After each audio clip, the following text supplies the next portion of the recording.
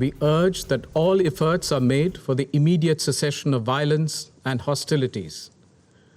No solution can ever be arrived at the cost of human lives. We are also deeply concerned about the welfare and security of the Indian community, including a large number of Indian students in Ukraine.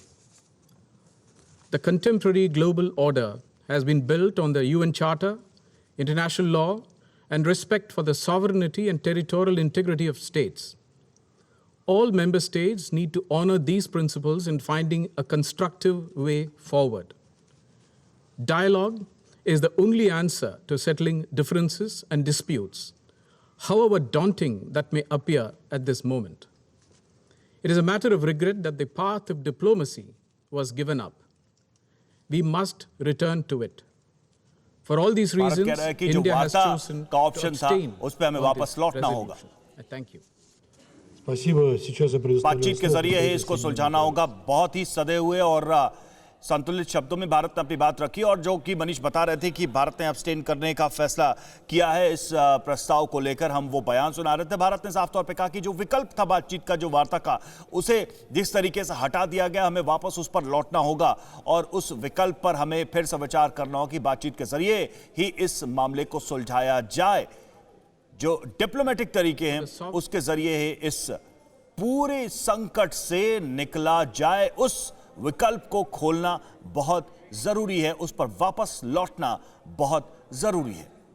तो इस वक्त UNSC की जो बैठक है उसकी हम तस्वीरें दिखा रहे हैं। हालांकि वोटिंग को लेकर पहले हम आपको खबर बता चुके हैं। यूएनएससी में जो प्रस्ताव है रूस के खिलाफ, उसमें देखिए आप 11 समर्थन में हैं और 1 यानी कि रूस ने वीटो किया। प्रस्ताव को संयुक्त राष्ट्र महासभा में ले जाएगा अमेरिका। चूंकि अब जो साफ हो गई है बात कि यह प्रस्ताव गिर चुका है वीटो के प्रयोग के साथ ही, रूस ने जो वीटो प्रयोग किया है उसके साथ ही, तो ऐसे में अमेरिका ने कहा कि इसको हम महासभा में ले जाएंगे, जनरल असेंबली में ले जाएंगे, 193 कंट्रीज के सामने रखेंगे इस प्रस्ताव को और देखा जाएगा कि उसमें कौन कौन यूएस, कौन कौन रशिया के साथ है, रशिया के इस एक्शन के साथ है और कौन इसके खिलाफ है। और ऐसे में अमेरिका की पूरी कोशिश यही कि पूरी दुनिया में यह मैसेज दिया जाए कि आखिर पूरी दुनिया में जो ज्यादातर मुल्क हैं वो रूस के इस एक्शन के बारे में क्या सोचते हैं। सविता जी, आप कुछ कह रही थी, अपनी बात भी पूरी करें। और साथ ही भारत ने यह कहा कि जो नेगोशिएशन, डायलॉग्स, जो डिप्लोमेसी के रास्ते थे जो छीन लिए गए, जो बंद कर दिए गए, हमें लौटना होगा उस पर, यही रास्ता है।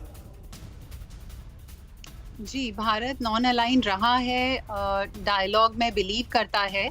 भारत की रूस से बहुत पुरानी रिलेशनशिप है। सबसे बड़ा हमारा डिफेंस इक्विपमेंट का सप्लायर रूस है भारत का।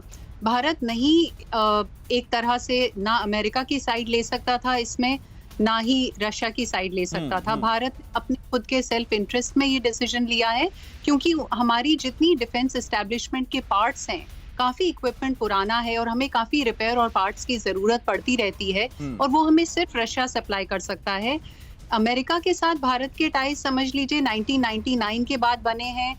दुनिया में लोग अभी भी कई चीजों में, जैसे कि अफगानिस्तान के संदर्भ में देखा गया, पूरी तरह से अमेरिका को ट्रस्ट नहीं करते हैं कि वो कब उठ के निकल पड़े सिचुएशन से। इसलिए भारत को इसमें न्यूट्रल रहना जरूरी था। और जब आप न्यूट्रल रहते हैं तो आप जाहिर है डायलॉग में बिलीव करते हैं और अपना इसी तरह से एक पोजिशनिंग भी करना चाहते हैं कि एक डिप्लोमेसी ही इस सिचुएशन को रिजॉल्व कर सकते।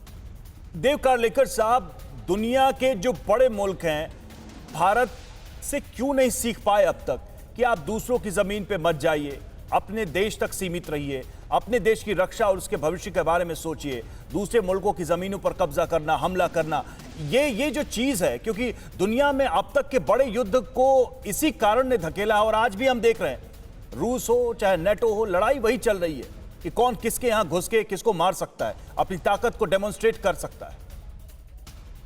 देखिए, जो हमारी वसुधैव कुटुंबकम की व्याख्या है उसके आधार पे चले तो हम कहते हैं ये पूरी विश्व एक ग्लोबल फैमिली है और हम एक दूसरे को साथ लेके चलने की चेष्टा करें। तो जब मोदी जी कहते हैं कि सबका साथ, सबका विश्वास, सबका विकास, तो इस पूरे वसुंधरा की हम बात कर रहे हैं या पृथ्वी की हम बात कर रहे हैं, तो वह हमारा सनातन धर्म की जो व्याख्या है उसके हिसाब से है। रही बात आज यह प्रस्ताव पारित नहीं हो सका और इस पे 2-4 दिन लगेंगे, तब तक बमबारी चलती रहेगी और तब तक हजारों लोगों की जान जाती And this is रहेगी। the इसमें reality. होता क्या है कि जो सामान्य आदमी की जो जान है उसकी परवाह विश्व की ये सुपर पावर है, इनको करनी चाहिए।